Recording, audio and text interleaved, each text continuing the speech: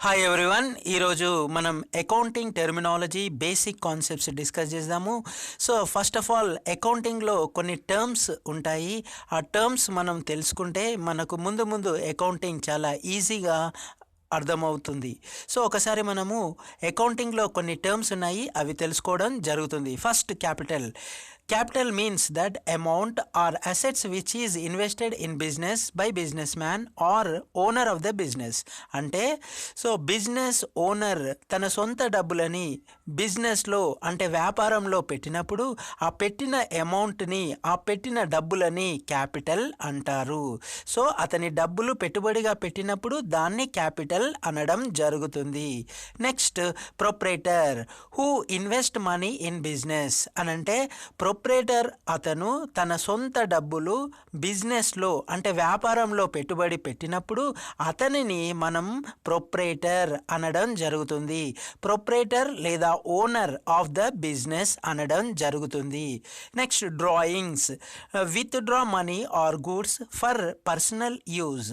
అంటే ఈ యొక్క ఓనర్ ఆఫ్ ద బిజినెస్ ఏం చేస్తాడంటే తన సొంత ఖర్చుల కోసము బిజినెస్లో నుండి డబ్బులు తీసుకున్నప్పుడు దాన్ని డ్రాయింగ్స్గా మనము పిలవడం జరుగుతుంది. సొంత అవసరాల కోసము బిజినెస్లో నుండి డబ్బులు తీసుకున్నప్పుడు అది డ్రాయింగ్స్గా మనము చూపించడం జరుగుతుంది. Next liabilities or debts that a business has to pay at sometime in the future. Liabilities can be classified as long-term liabilities, short-term liabilities. Liabilities అంటే అప్పులు. సో ఈ బిజినెస్ ఓనర్ ఏం చేస్తాడనంటే ఈ బిజినెస్ కోసము అవసరాల కోసము వివిధ ప్రాంతాల నుండి అంటే వాళ్ళ రిలేటివ్స్ నుండి వాళ్ళ యొక్క ఫ్యామిలీ రిలేటివ్స్ నుండి ఫ్రెండ్స్ నుండి డబ్బులు తీసుకొచ్చి బిజినెస్లో పెట్టుబడిగా పెట్టినప్పుడు ఆ పెట్టిన అమౌంట్ని అప్పుని మనం లయబిలిటీస్ అనడం జరుగుతుంది. లయబిలిటీస్ అంటే అప్పులు. సో నెక్స్ట్ ఈ లయబిలిటీస్ 2 టైప్స్ ఉంటాయి. First one long term liability. Long term liabilities are those that are usually payable after a period of 1 year. ఈ లాంగ్ టర్మ్ లయబిలిటీస్ అని అంటే 1 సంవత్సరం పైబడి ఉన్నప్పుడు చెల్లించేటువంటివన్నీ కూడా లాంగ్ టర్మ్ లయబిలిటీస్ అంటారు. సంవత్సరం పై నుండి చెల్లించేటువంటివన్నీ కూడా లాంగ్ టైమ్ లయబిలిటీస్ అంటారు. ఎగ్జాంపుల్ 2 సంవత్సరాలు, 3 సంవత్సరాలు మరియు 3 నుంచి 5 తదుపరి ఇంకా ఎక్కువ ఉంటే అలాంటివన్నీ కూడా లాంగ్ టర్మ్ లయబిలిటీస్ అనడం జరుగుతుంది. Next short term liabilities. Short term liabilities are those that are payable within a period of 1 year.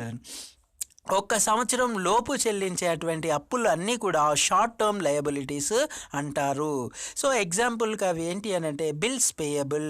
So మనం క్రెడిట్ కొన్నటువంటి సరుకులకి అమౌంట్ విత్ ఇన్ 3 నెలలకు లేదా 6 నెలలకు లేక మిగతా సంవత్సరం లోపు చెల్లించేటువంటివన్నీ కూడా షార్ట్ టర్మ్ లయబిలిటీస్ అనడం జరుగుతుంది. So next creditors, bank over draft, ఇలాంటివన్నీ కూడా షార్ట్ టర్మ్కి సంబంధించినవి అంటే సంవత్సరం లోపు చెల్లించినవన్నీ కూడా షార్ట్ టర్మ్ లయబిలిటీస్గా మనము గుర్తించడం జరుగుతుంది.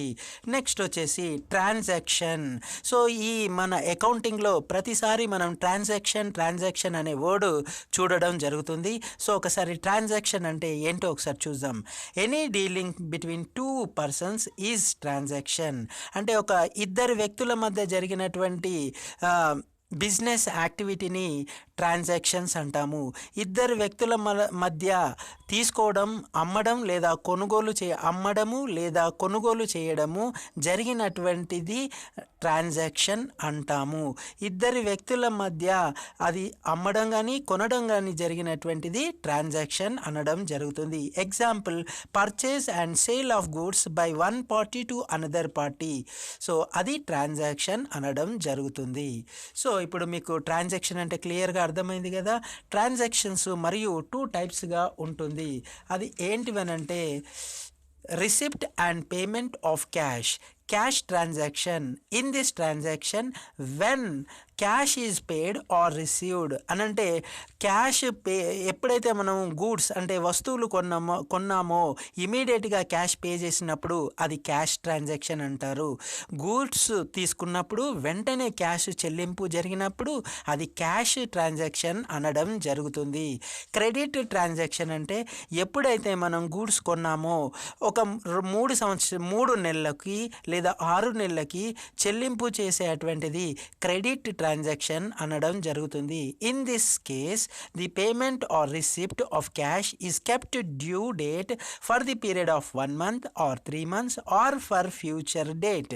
సో ఒక నెలలో కానీ మరియు 3 నెలల్లో కానీ లేదా 6 నెలల్లో కానీ చెల్లింపు చేసేటువంటి ట్రాన్సాక్షన్ని క్రెడిట్ ట్రాన్సాక్షన్ అనడం జరుగుతుంది. నెక్స్ట్ వచ్చేసి ఓచర్. సో ఓచర్ అని అంటే ఎప్పుడైతే బిజినెస్ కస్టమర్కి గూడ్స్ అమ్మాడో అప్పుడు ఆ బిల్ ఎంత క్వాంటిటీ ఎన్ని గూడ్స్ కొన్నాడు, ఫర్ ఎగ్జాంపుల్ 50 గూడ్స్ కొన్నాడు, 50కి 5,000 అయిందనుకోండి, ఒక ఓచర్ పైన 50 గూడ్స్ 5,000 అని రాసి అతనికి ఓచర్ ఇవ్వడం జరుగుతుంది. ఎప్పుడైతే అతను పే చేస్తాడో ఆ ఓచరు చూపించడం జరుగుతుంది. ఒకసారి ఓచర్ చూద్దాం. Return document through which financial transactions are recorded in the books which will kept as a evidence. So అది ఎవిడెన్స్గా కూడా చూపించడం జరుగుతుంది. సో ఓచర్ అనంటే ఎంత సరుకు కొన్నాడు, దాని విలువ ఎంత, ఎప్పుడు క్లియర్ చేస్తాడు అన్నది అందులో ఎంట్రీ చేసి అతనికి అంటే ఆ కస్టమర్కు ఇవ్వడం జరుగుతుంది.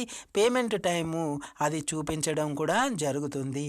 So example, when goods are brought from a supplier he gives a cash memo. The cash memo is a voucher for the payment. ఇందాక చెప్పినటువంటిదే. సో ఒక మెమో లాంటిది, క్యాష్ మెమో లాంటిది బిల్లు ఇవ్వడం జరుగుతుంది. అందులో క్వాంటిటీ కొన్నది ఉంటుంది, అమౌంట్ ఉంటుంది, డ్యూ డేట్ కూడా ఎంట్రీ చేసి ఉంటుంది. Next stock or inventory. Stock or inventory అంటే సంవత్సరం లోపు ఏదైతే గూడ్స్ అమ్మారో మిగిలిపోయిన స్టాక్ని ఇన్వెంటరీ లేదా స్టాక్ అనడం జరుగుతుంది. సో ఒకసారి చూద్దాం. Goods that is remaining unsold at the end of the financial year is called stock or inventory. So ఏదైతే సంవత్సరం లోపు గూడ్స్ అమ్మారో అందులో అమ్మిన తర్వాత మిగిలిపోయి ఉన్న గూడ్స్ని స్టాక్ లేదా ఇన్వెంటరీ అనడం జరుగుతుంది. Next debit. A person receives some goods will be debited in business. ఏ వ్యక్తి అయితే బిజినెస్ నుండి ఏదైనా వస్తువు తీసుకున్నాడో అతనిని మనము ట్రాన్సాక్షన్లో డెబిట్గా చూపెట్టడం జరుగుతుంది. And next he will be called as benefit. Next so debit అంటే ఏ వ్యక్తి అయితే బిజినెస్ నుండి ఒక వస్తువు తీసుకున్నాడో బిజినెస్ అతన్ని డెబిట్గా చూపెట్టడం జరుగుతుంది. Next credit. A person who gives some goods will B credit in business. ఏదైతే వస్తువు కోల్పోయిందో బిజినెస్, ఆ బిజినెస్ని క్రెడిట్గా చూపెట్టడం జరుగుతుంది. సో డెబిట్ అంటే ఎవరైతే లాభం పొందారో వాళ్ళని డెబిట్గా చూపెడతారు బిజినెస్లో. ఎవరైతే వస్తువుని ఇస్తారో కోల్పోతారో వస్తువుని క్రెడిట్గా బిజినెస్లో చూపెట్టడం జరుగుతుంది. సో డెబిట్ అంటే బెనిఫిట్ పొందిన వాళ్ళు, క్రెడిట్ అంటే వస్తువు ఇచ్చిన వాళ్ళుగా మనము బిజినెస్లో చూపెట్టడం జరుగుతుంది. సో నెక్స్ట్ ఇంకొకటి చూద్దాము. నెక్స్ట్ వచ్చేసి పర్చేజ్. సో పర్చేజ్ అంటే ఏంటి? Purchase is used only for the goods brought by A business for resale. అంటే బిజినెస్ ఏం చేస్తుందంటే ఇండస్ట్రీ నుండి బల్క్ గూడ్స్ కొని అది రీటైల్గా కస్టమర్స్కు అమ్మడం జరుగుతుంది. సో దాన్ని మనం పర్చేజ్ అంటాము.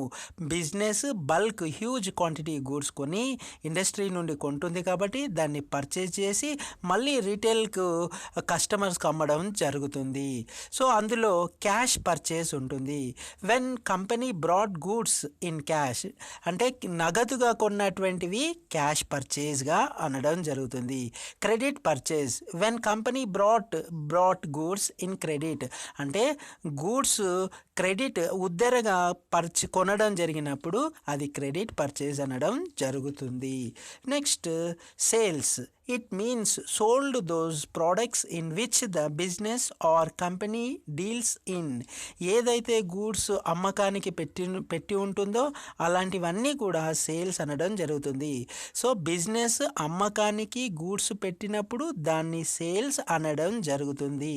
సేల్స్ రెండు రకాలుగా మనము చూడడం జరుగుతుంది. Cash sales, credit sales. Cash sales when company sold goods in cash, అంటే నగదుగా అమ్మకాలు జరిగేటువంటివన్నీ కూడా క్యాష్ సేల్స్. అంటే డైరెక్ట్గా పేమెంట్, అంటే డబ్బులు కట్టింపు చేసుకొని తర్వాత గూడ్స్ ఇచ్చేటువంటిది క్యాష్ సేల్స్ అంటారు. డైరెక్ట్ క్యాష్ ట్రాన్సాక్షన్ జరిగేటువంటివి క్యాష్ సేల్స్ అంటారు. క్రెడిట్ సేల్స్ అంటే if the sales on credit then the customer is allowed to pay at a later date, means goods are sold without receiving immediate payment. అనంటే immediate goods అంటే వస్తువులు అమ్మినప్పటికీ ఇమీడియట్గా డబ్బు చెల్లింపు జరగలేదు. సో అలాంటివన్నీ కూడా క్రెడిట్ సేల్స్ అనడం జరుగుతుంది. Discount when company or seller gives concession to their customer is called discount. Company లేదా సెల్లరు ఎప్పుడైతే ఒకేసారి అమౌంట్ కడతాడో కొంతగా అతనికి డబ్బు కన్సెషన్ చేస్తుంది. ఆ కన్సెషన్ చేసినటువంటిది డిస్కౌంట్. కన్సెషన్ అంటే రాయితీ కల్పించడం.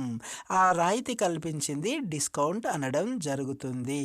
సో ఈ వీడియో ఇంతకీ సాల్వ్ చేద్దాం, ఎందుకంటే మరికొన్ని ఉన్నాయి. వీడియో లెంతీగా అవుతుంది. మరికొన్ని టర్మినాలజీ కాన్సెప్ట్స్ నెక్స్ట్ వీడియోలో చూద్దాం. Thank you, bye. నెక్స్ట్ వీడియోలో చూద్దాం. జై హింద్.